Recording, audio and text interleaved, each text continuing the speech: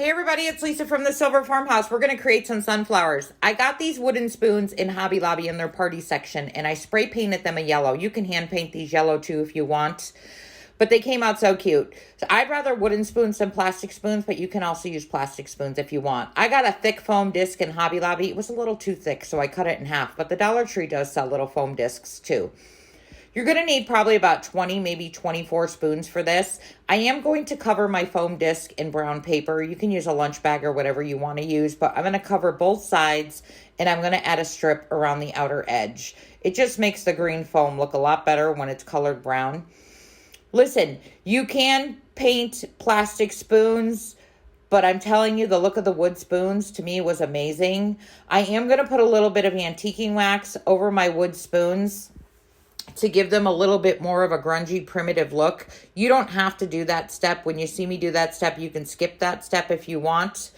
But I thought it made them look really, really cute and a little bit more grungier. Just make sure you trim off all your excess bag too around your foam disc so that there's none sticking out. So I'm going to take my spoons now. We're going to add a little bit of antiquing wax. Waverly Antiquing Wax is my favorite antiquing wax. I get it from Walmart. Just rubbing the spoon part itself. Listen, you don't have to paint the whole handle of the spoon either.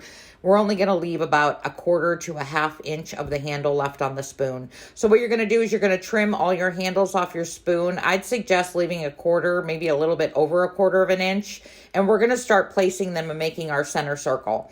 So when you place them in the center, leave yourself like the center so you can put your little seeds in like a sunflower has seeds. When you place your spoon in, add a little bit of glue and place them at an angle. It's okay if they overlap a little bit. I'm going to add a little glue to mine and I'm probably going to use about 6 or 7 spoons in the center. You may use 6, you may use 7. It just depends on how close you put them together. We are also going to create an outer circle after you have the inner circle created. That's just going to take a few more spoons, and I'm going to suggest add glue again, but don't push them right at the very edge. Come in about at least 1/4 of an inch so that you don't break the edge of your foam. Again, it's going to depend on how close. If you overlap your spoons a little, it's okay on how many you use. I think I used roughly 20 to 24 spoons for each sunflower. You can make smaller ones or bigger ones depending on your disc size that you used. Okay, so now what we're going to do is we're going to make some leaves. There's your sunflower right there.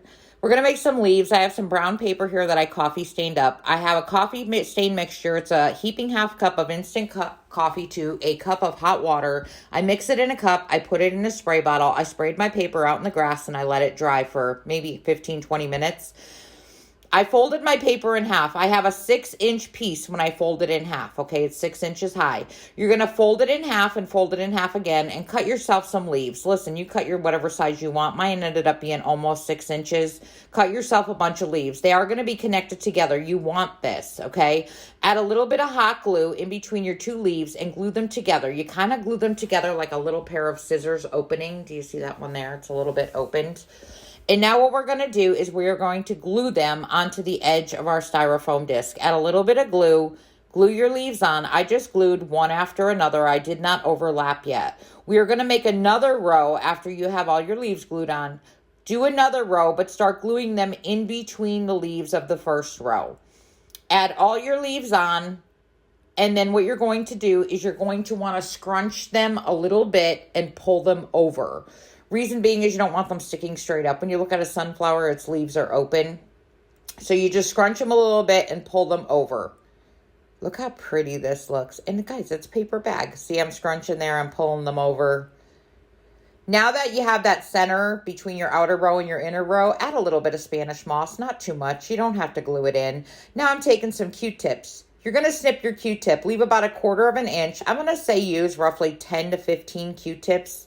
Push them right into the center as your little sunflower seeds. No need to add glue. Don't over Q-tip it because they won't stay in if you put too many. It's going to squish all your foam up. Take a little bit of black paint and a little bit of brown paint. I used more black than brown. Go heavy on the paint on your paintbrush. It was kind of dripping off my paintbrush, and start just dabbing all your Q-tips in the inside of your sunflower. And guys, you're done. You have your beautiful sunflowers. I made about 6 to 8 of these because I love them so much. You could put a jute hanger on the back and hang them if you want. You could put a 3M sticky on the back and stick them on a wall if you want. Guys, thank you so much for watching this quick tutorial, and thank you for following the Silver Farmhouse.